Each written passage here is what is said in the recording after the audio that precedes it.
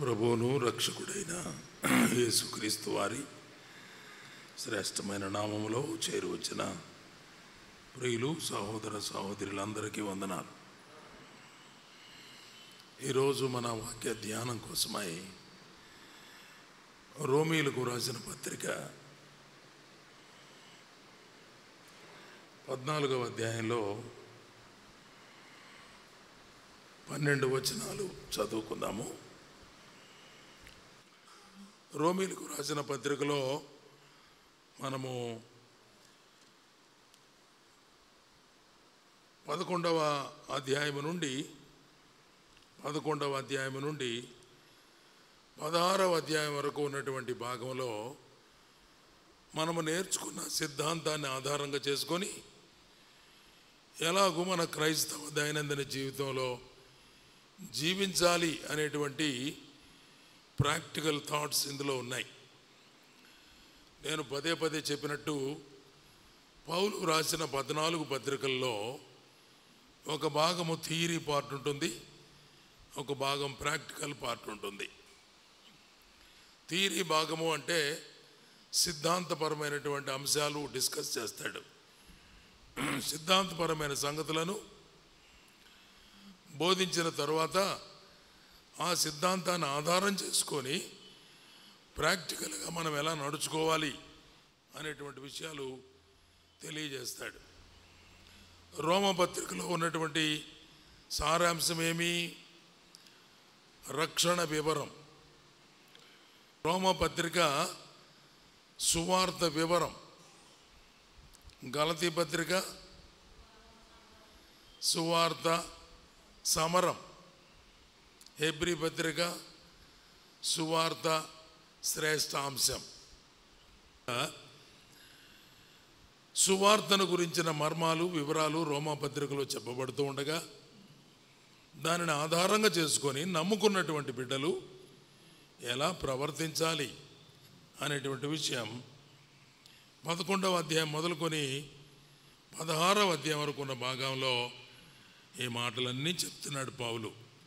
So this is a practical class. మనం చాలాసార్లు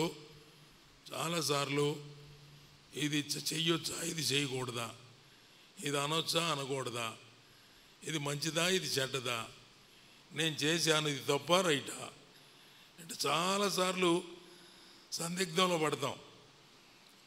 బయట వాళ్ళు చెప్పే మాటలు నమ్ముతాం, ఇరుగు పొరుగు వారు చెప్పే మాటలు నమ్ముతాం. కొన్నిసార్లు ఇరుగు పొరుగు వాళ్ళు ఎందుకు వచ్చిన వాళ్ళే సంఘంలో ఉన్న పెద్దలను అడుగుదాం, లేక సేవకులను అడుగుదాం, దేవుని నమ్ముకున్న పిల్లల్ని అడుగుదాం అని ఇట్లా చాలాసార్లు తర్జన పడుతూ ఉంటారు. ఆ విషయాలు రాశాడు ఈ అధ్యాయంలో. ఏమని రాశాడు? విశ్వాస విషయమై బలహీనుడొకడున్నాడు అన్నాడు. ఎవరంట? శరీరంలో బలంగా ఉండొచ్చు, జ్ఞానంలో బలంగా ఉండొచ్చు, ధనంలో బలంగా ఉండొచ్చు, లోక సంబంధమైన అనేక విషయాలలో బలంగా ఉండొచ్చు, కానీ విశ్వాస విషయంలో బలహీనుడు. ఈ మాట మనం అర్థం చేసుకోవాలి.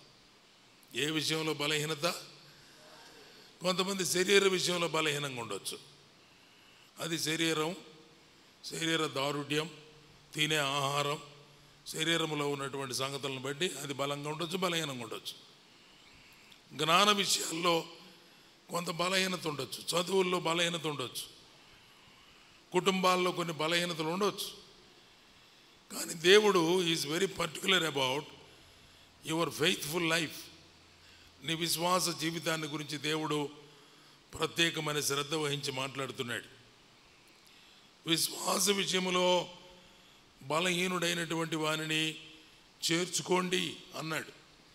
అంటే జనరల్గా ఏం చేస్తారన్నమాట? విశ్వాస విషయంలో బలహీనుడిగా ఉన్నవాన్ని తిరస్కరిస్తారు, త్రోసివేస్తారు, నెట్టివేస్తారు. అందుచేత పౌలు భక్తుడు అంటున్నాడు, ఆ బలహీనుడిగా కనబడేటువంటి వ్యక్తిని మీరు త్రోసివేయవద్దు, చేర్చుకోండి అందరినీ రక్షించిన వాడు ప్రభువే. అందరి కొరకు రక్తము కార్చి మరణించి సమాధి చేయబడి మూడవ దినాన తిరిగి లేచినవాడు ప్రభువే. అందరినీ రక్షించాడు. ఈ రక్షణ విషయంలో మనం ఎవరం కూడా అతిశయపడడానికి వీల్లేదు.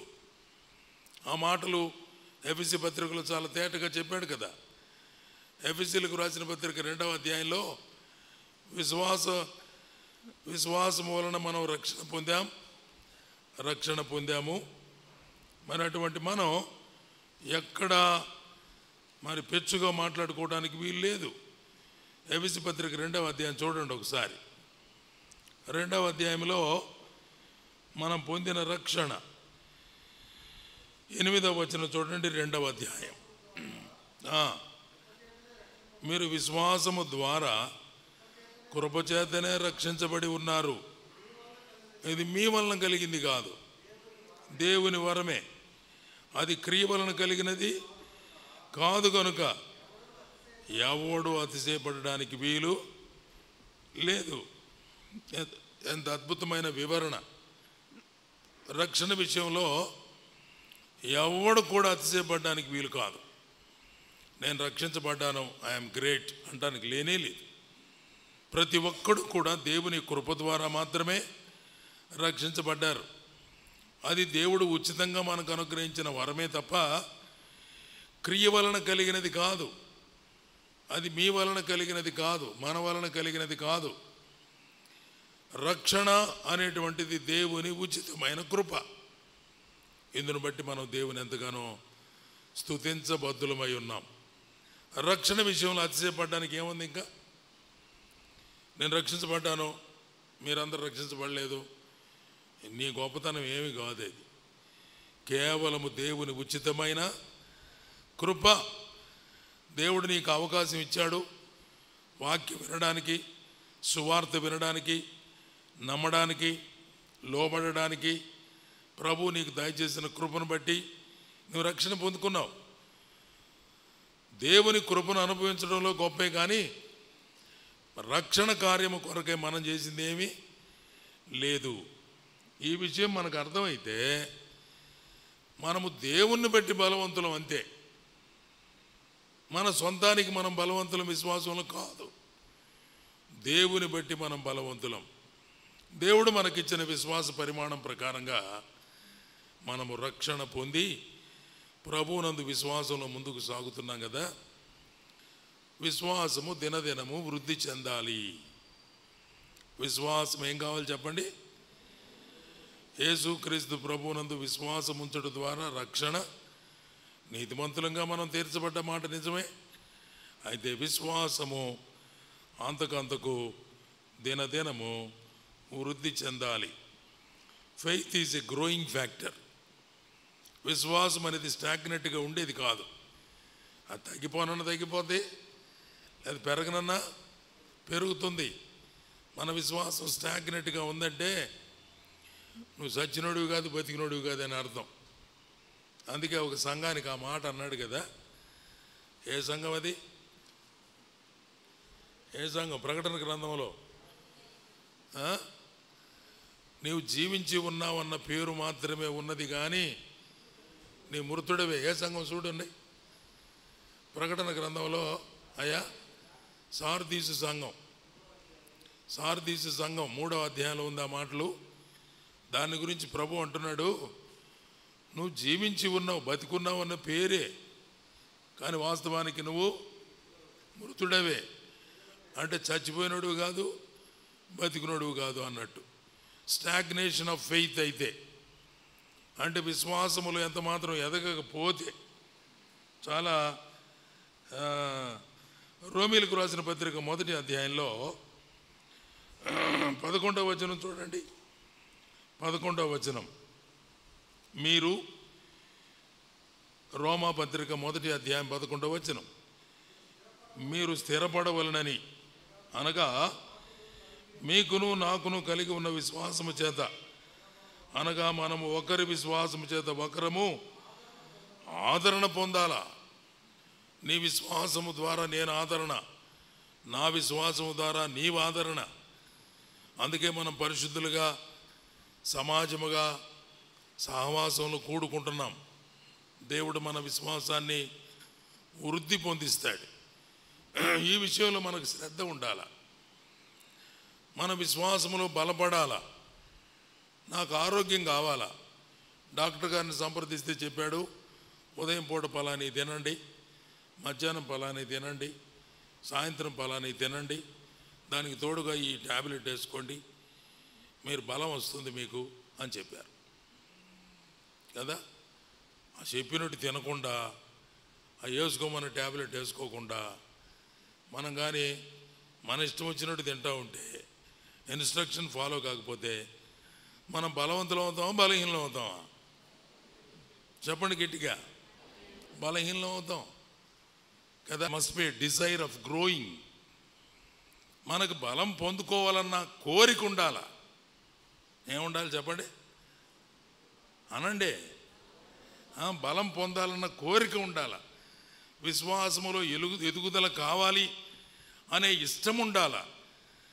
ఏందో అయినట్టు పోయినట్టు తినే బ్యాచ్ ఉంటారు, వాళ్ళకి బలం రాదు, ఆరోగ్యం ఉండదు. They are prone to diseases. ఊరికే జబ్బులు వస్తాయి వాళ్ళకి. ఉదిక్కుమంటే ఆసుపత్రికి పరిగెత్తారు, హాస్పిటల్లో సెలైన్ కట్టమంటారు, హాస్పిటల్ ఇంజక్షన్లు అంటారు. ఇవన్నీ అక్కర్లా, రోజు అన్నం తింటే చాలు, ఆరోగ్యకరమైన భోజనం తింటే చాలు, బలం పొందుతారు. దేవుడు మనకు ఆ ఏర్పాట్లు చేశాడు. అందుకే అన్నాడు, సహవాసము ద్వారా బలం, ప్రార్థనా కూటాల ద్వారా బలం, ప్రార్థన చేయడం ద్వారా బలం, ఆరాధించడం ద్వారా బలం, వాక్య ధ్యానము చేయడం ద్వారా బలం. ఇన్ని ఏర్పాట్లు పెట్టేశాడు దేవుడు. మనం ఆత్మీయంగా బలం పొందడానికి, విశ్వాసములో వృద్ధి చెందడానికి దేవుడు అన్ని రకాల ఏర్పాట్లు పెట్టాడు. పరిశుద్ధులు సంపూర్ణులగుటకు, ఎఫెసీ పత్రిక 4వ అధ్యాయం 13వ వచనంలో పరిశుద్ధులు సంపూర్ణులగుటకు, తర్వాత సంఘము క్షేమాభివృద్ధి చెందుటకు, పరిచర్య ధర్మము జరుగుటకు దేవుడు ఇలా నియమించాను అన్నాడు. అందుచేత మనం విశ్వాసములో వృద్ధి చెందాల. ఒకసారి యేసు ప్రభు వాళ్ళకి ఇలా చెప్తున్నాడు శిష్యులతో ఇలా చెబుతుంటే వాళ్ళందరూ అడిగారు ప్రభువుని, ఏమని తెలుసా? అయ్యా, మా విశ్వాసాన్ని వృద్ధిపరచయ్యా అన్నారు. అట్లా ప్రార్థన చేశారంటే అర్థమేమి? వాళ్ళ హృదయాలలో విశ్వాసములో వృద్ధి కలగాలని వారి యొక్క ఇష్టం. విశ్వాసములో వృద్ధి చెందిన వారు బలవంతులు అవుతారు, బలము కలిగిన వారు అవుతారు. సాతానుడు కొన్ని బాణాలు వేస్తాడని చెప్పాడు కదా. ఎఫెసీలకు రాసిన పత్రిక 6వ అధ్యాయం చూడండి.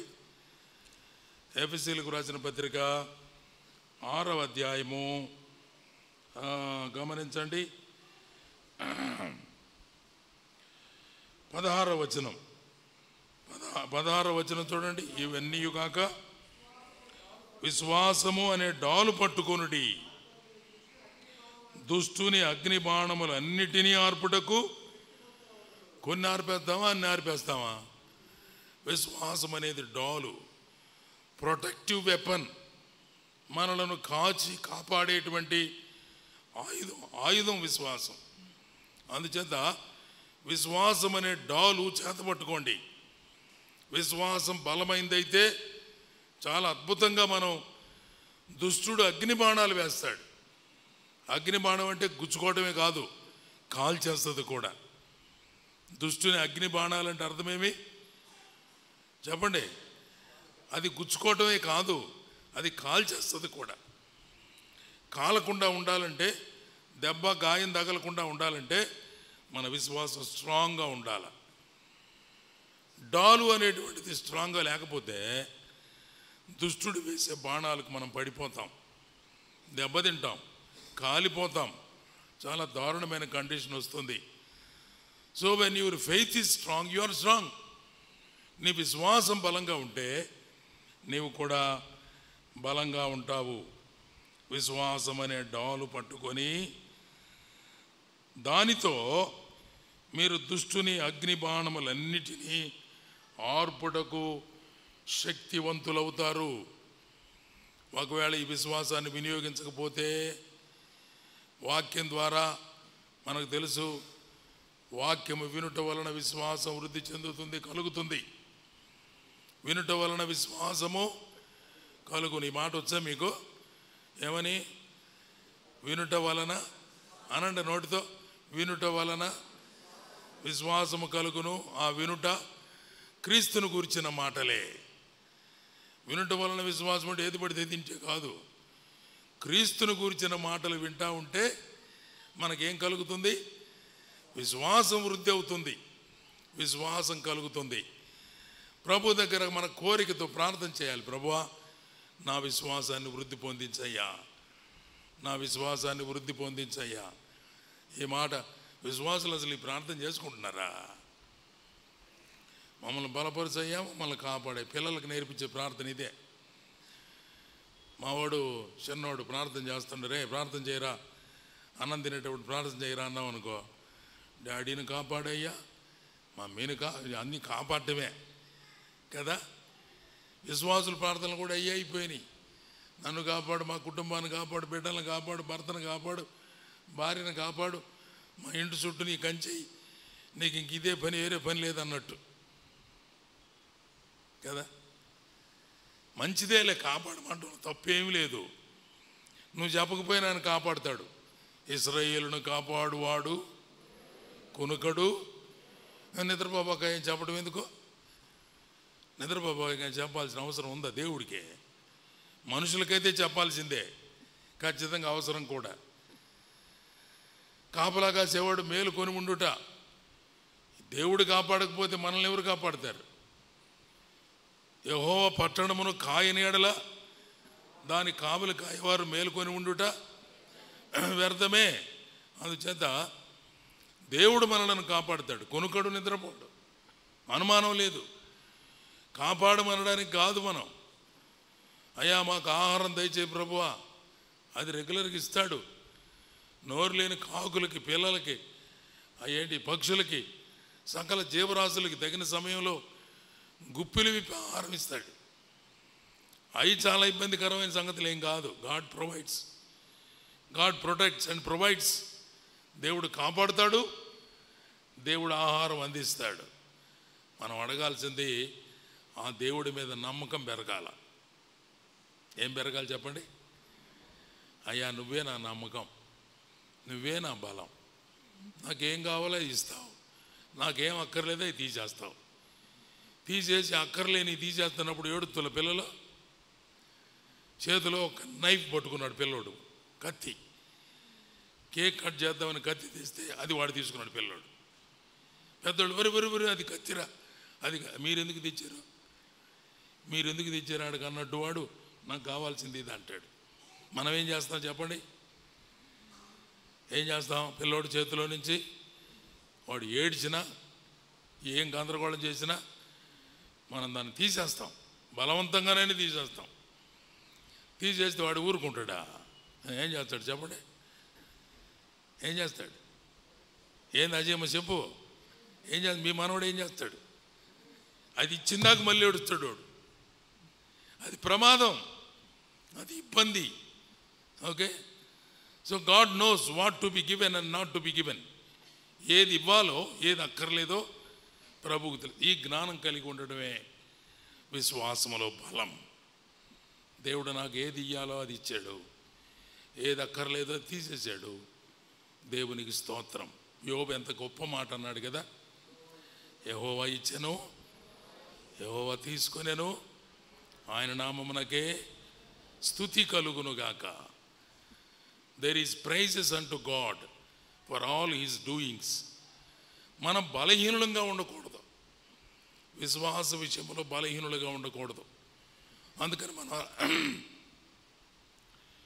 మనం అర్థం చేసుకోవాల్సిన పాయింట్ ఏమిటంటే, దేవుడు బలవంతుడు. చెప్పండి, దేవుడు బలవంతుడు. ఎంత బలవంతుడు? అన్నిటికంటే బలవంతుడు, అందరికంటే బలవంతుడు. ఇంగ్లీష్లో ఆయన గురించి సర్వశక్తి కలిగిన వాడు అని చెప్తారు కదా. ఇంగ్లీష్లో all mighty, all mighty. Mighty అంటే పవర్ఫుల్, ఆయనంత బలవంతుడు, శక్తివంతుడు మరి ఎవ్వరు లేరు. ఈ మాటలు చెప్పబడ్డాయి.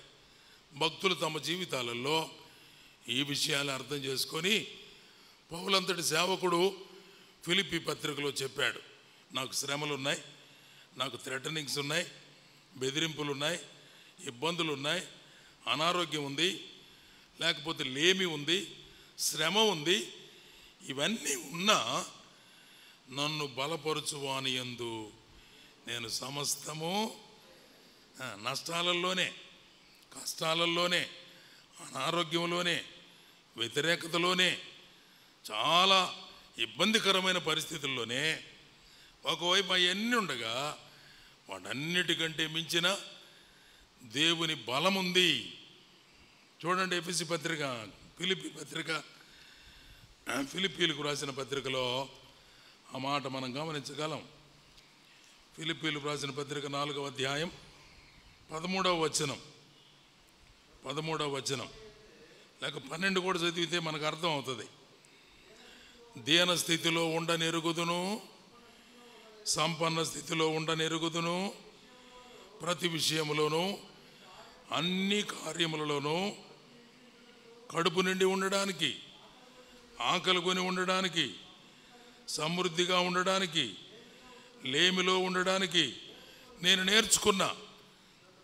నన్ను బలపరచువాని యందే నేను సమస్తము చేయగలను. చూడండి, ఈ మాటల్లో పౌలు యొక్క అనుభవాన్ని మనం గమనిస్తే, ఒకవేళ తాను లేమిలో ఉన్నప్పుడు బలహీనుడైపోతాడా? ఆకలిగా ఉన్నప్పుడు, ఆకలితో ఉన్నప్పుడు బలహీనుడవుతాడా? సమృద్ధిగా ఉంటే గర్వపడతాడా? ఇబ్బంది లేకపోతే గర్వంగా ఉంటాడా? ఏమీ లేదు. నాకు అది తెలుసు, నాకు ఇది తెలుసు. కారణం ఏమిటి అంటే, అన్ని సందర్భాలలో, అన్ని సమయాలలో దేవుడు నన్ను బలపరిచేవాడు. నన్ను బలపరచువాని యందే నేను విశ్వాసము ద్వారా ఈ గొప్ప స్టాండర్డ్స్లోనికి వచ్చేస్తాం. మనం విశ్వాసము ద్వారా ఈ స్టాండర్డ్స్లోకి వస్తాం. ఒక్కొక్కసారి నా జేబులో ఏ రూపాయి కూడా ఉండదు, ఏమనిపించదు నాకు. ఇప్పుడు ఒక రూపాయి కూడా ఉండదు, 10 నిమిషాల తర్వాత 10,000 వస్తాయి. ఎటు నుంచి వస్తాయో, ఎందుకు వస్తాయో, ఎవరు తెచ్చిస్తారో తెలియదు. అది నేను అనుకుంటాను మనుషుల ద్వారా కాదు, అది ఎవరి ద్వారా? దేవుడే చేస్తాడు. ఆ విశ్వాసం, స్ట్రాంగ్ ఫెయిత్, ఆ విశ్వాసం ఉంటుంది. ప్రభు అవసరతలు తీర్చగలిగిన వాడు, అక్కర్లు ఎరిగినవాడు, అన్ని సమయాలలో తోడుగా ఉండేవాడు. మనం గుర్తించాల్సిన సంగతి ఏమిటంటే, మనము దేవుని యొక్క బలాన్ని గుర్తించాలి. Hour God is so strong. మన దేవునికి అసాధ్యమైనది ఏమైనా ఉన్నదా? దేవునికి అసాధ్యమైనది ఏమైనా ఉన్నా? ఏమీ లేదు, ఏమీ లేదు. ఓపిక బట్టి చూడటమే మన పని. దేవునికి అసాధ్యమైనది ఏమీ లేదు. గమనించండి, తిమోతికి వ్రాసిన 2వ పత్రిక 2వ అధ్యాయం 1వ వచనంలో పౌలు భక్తుడు అంటున్నాడు, కుమారుడా, క్రీస్తు యేసునందున్న కృపచేత నీవు బలవంతుడవు కమ్ము. మనము బలవంతులం కావాలంటే ఏం కావాలని చెప్పుకున్నాం? క్రీస్తు యేసులో ఉన్నటువంటి కృప, ఆయన మనలను బలపరచువాడన్న స్థిరమైన నమ్మకం మన హృదయాలలో ఉండాలి. కీర్తనల గ్రంథం తిప్పండి, 62వ కీర్తన వచనము 9. 62వ కీర్తన, అల్పులైన వారు ఒట్టి ఊపిరి, మనుషుల సంగతి చెబుతున్నాడు. అల్పులైన వారు ఒట్టి ఊపిరి అయి ఉన్నారు, బలాఢ్యులు గనులైన వారు మాయా స్వరూపులు, త్రాసులో వారందరూ తేలిపోతారు. ఒట్టి ఊపిరి కన్నా అలకనగా ఉన్నారు. బలత్కారమందు నమ్మిక ఉంచకుడి, దోచుకొనుడి చేత గర్వపడకుడి, ధనము ఇచ్చినా దాన్ని లక్ష్య పెట్టకుడి. ఈ మాట అందరూ ఒకసారి చదవండి. బలము తనదని దేవుడు ఒక మారు దేవుడు సెలవిచ్చాను, 2 మార్లు ఆ మాట నాకు వినపడింది. అందరూ చదవండి. బలము తనదని ఒక మారు దేవుడు సెలవిచ్చాను, 2 మారులు ఆ మాట నాకు వినబడెను. ప్రతిధ్వనించింది అన్నమాట. దేవుడు అన్నాడు, మైట్ ఈజ్ మైన్, బలము నాది, బలము నాది, బలము తనది అని దేవుడు ఒక మారు చెప్తే అది నాకు 2 సార్లు వినపడింది. అంటే ఏమిటో తెలుసా? కొండలు, ఆకాశం, మేఘాలు అన్నీ పలికినాయి అన్నమాట. మళ్ళీ ఆ మాట మనం పలకాలంటే నోరు తెరవడానికి బహు కష్టంగా ఉంది కదా. చెప్పండి, బలము తనదని దేవుడు ఒక మారు సెలవిచ్చాను, అది 2 మార్లు నాకు వినబడెను. అంటే ఏంటి దాని అర్థం? ఒకసారి అన్నాడు, అది వినపడటానికి 2 సార్లు వినపడిందంట. అంటే దేవుని వాక్కు ప్రతిధ్వనిస్తుంది మన గుండెల్లో, మన హృదయాలలో, మన చెవుల్లో గింగురు మనాల. ఏం మాట? బలము దేవుడిది, లోకంలో ఉన్న బలం కాదు. అల్పులైన గనులైన ఒట్టి ఊపిరే, ఊపిరి కంటే అలకన. వాళ్ళని నమ్ముకోబాకండి. మాకేం పర్వాలేదు, పెద్ద ఆఫీసర్ ఉన్నాడు. నేను ఒకసారి అనుకునేవాడిని, ఎమ్మెల్యే నా ఫ్రెండు, కలెక్టర్ నా క్లాస్మేటు, ఈయన అనుకునేటు వాడు పలకను కూడా పలకరు. దగ్గరికి పోతే ఓరకెట్టని గమ్మున తలకాయ ఉంచుకుంటారు. మనుషులు కాదు మనకేమన్నా చేయగలిగింది.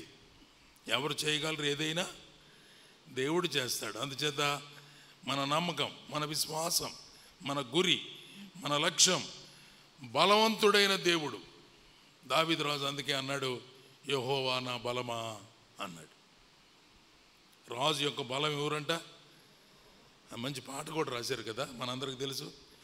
యెహోవా నా బలమా, యథార్థమైనది, పరిపూర్ణమైనది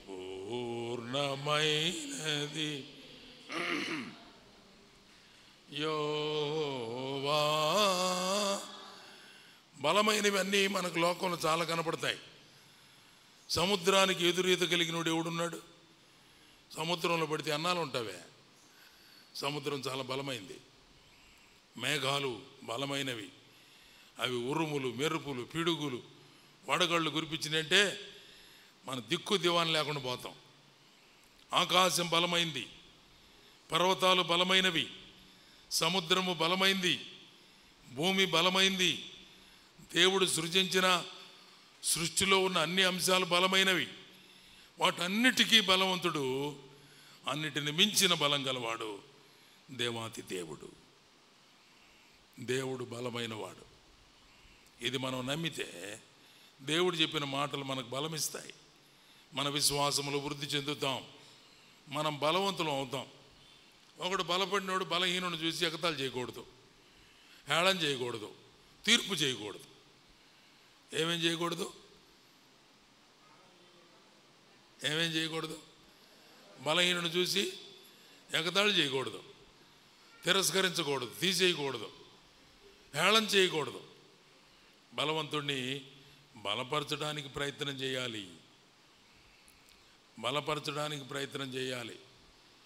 గుడ్డి కళ్ళు కనపడినటువంటి వాడు దారి దాటడానికి ప్రయత్నం చేస్తుంటే వాడు బలహీనుడు చూపులో కనబడదు.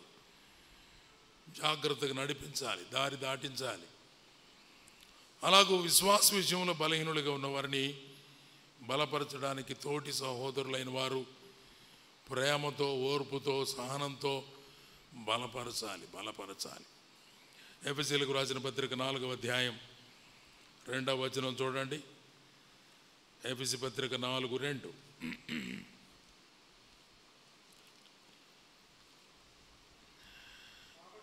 కాబట్టి సమాధానమును బంధము చేత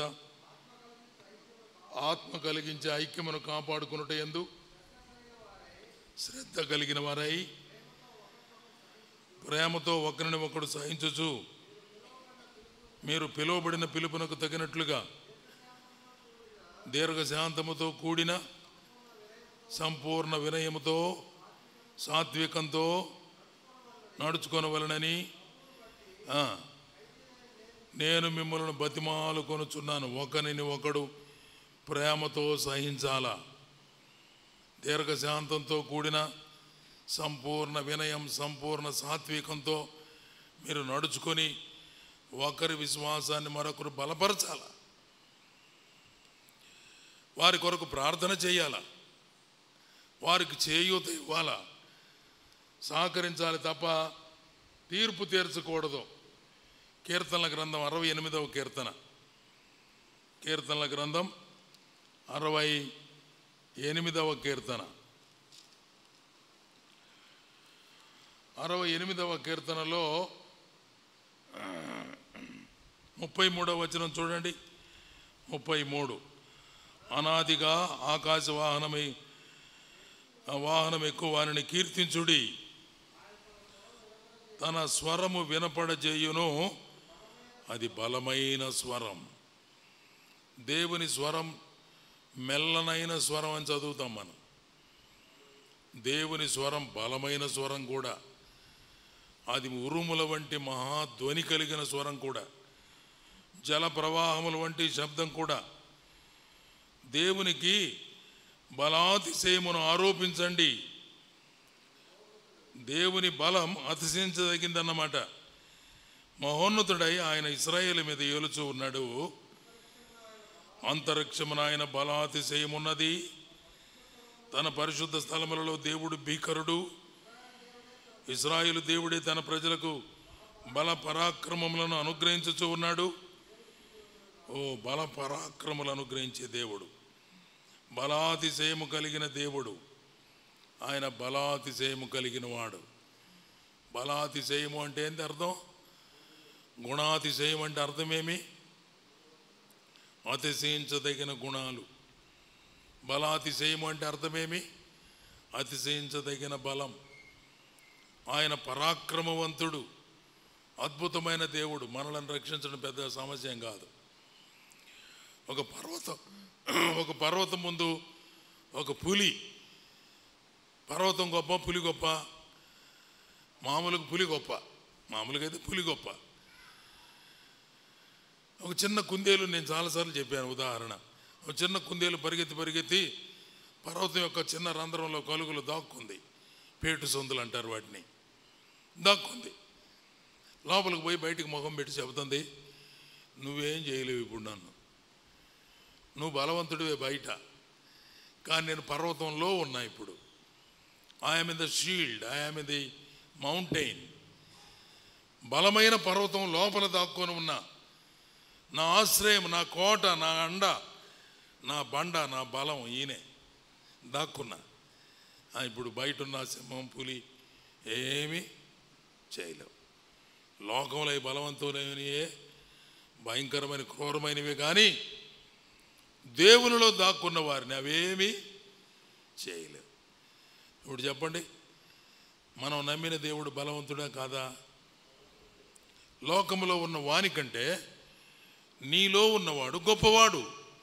ఆయన బలాతిశయము కలిగిన వాడు, బల పరాక్రమము కలిగిన వాడు. అందుకనే నా బలమా అని మనం ప్రార్థన చేయాలి. 18వ కీర్తన 1వ వచనం, కీర్తనల గ్రంథం 18వ కీర్తన 1వ వచనం చూడండి. యెహోవా నా బలమా, నేను నా బలం నువ్వే. యెహోవా నా బలం, నేను నిన్ను ప్రేమించుచూ ఉన్నాను. చదవండి ఆ మాటలు. యెహోవా నా శైలం, నా కోట, నన్ను రక్షించువాడు, నా కేడము, నా రక్షణ శృంగము, నా ఉన్నత దుర్గము, నా దేవుడు, నేను ఆశ్రయించి ఉన్న నా దుర్గం. ఏమి నన్ను ఏం చేయలేవు, కారణం ఆయన నా బలం. లోకంలో ఉన్న ఏది మనలను ఏమి చేయలేదు. కారణం ఏమిటి అంటే ఆయనే మన దుర్గం, మన బలం. అలాగే 21వ కీర్తనలో దావీదు రాజు రాసినటువంటి కీర్తన 1వ వచనం చూడండి. యెహోవా రాజు నీ బలమును బట్టి సంతోషించుచున్నాడు, నీ రక్షణ బట్టి అతడు ఎంతో హర్షించుచు ఉన్నాడు. ఎంత అద్భుతమైనటువంటి సంగతులు. 93:4 93వ కీర్తన 4వ వచనం కూడా చదవండి. 93:4 విస్తార జలముల ఘోష కంటే, బలమైన సముద్ర తరంగముల ఘోషల కంటే ఆకాశమందు యెహోవా బలిష్ఠుడు. ఒక మాటే చెప్పాను. ఇప్పుడు చదివిన ఎన్ని వచనాలు చదివాం? ఎన్ని వచనాలు చదువుకుంది మనం? 12 వచనాలు చదివితే ఒక్క మాట చదివా, బలహీనుడు బలవంతుడు. దేవుణ్ణి బలంగా పెట్టుకోకపోతే, మనసులో దేవుని మాటలపైన లక్ష్యం ఉంచకపోతే మనం బలహీనులం అవుతాము. నేను ఇందాకే చెప్పినట్టు శరీర సంబంధమైనటువంటి బలం రావాలంటే క్రమం ప్రకారంగా పౌష్టికమైన ఆహారం తినాలి, అవసరమైన వ్యాయామం చేయాలి, తినవలసిన సప్లిమెంట్స్ ఏదైనా ఉంటే బలానికి సంబంధించి తినాలి. క్రమంగా ఆహారాన్ని తీసుకోవడం ద్వారా బలవంతులం అవుతాం. ఇది ఎంత క్రమం శరీరానికి సంబంధించింది ఉందో ఆత్మకు కూడా ఉంది. మంగళవారం, మొదటి మంగళవారం స్త్రీల చైన్ ప్రేయర్ ఉంది.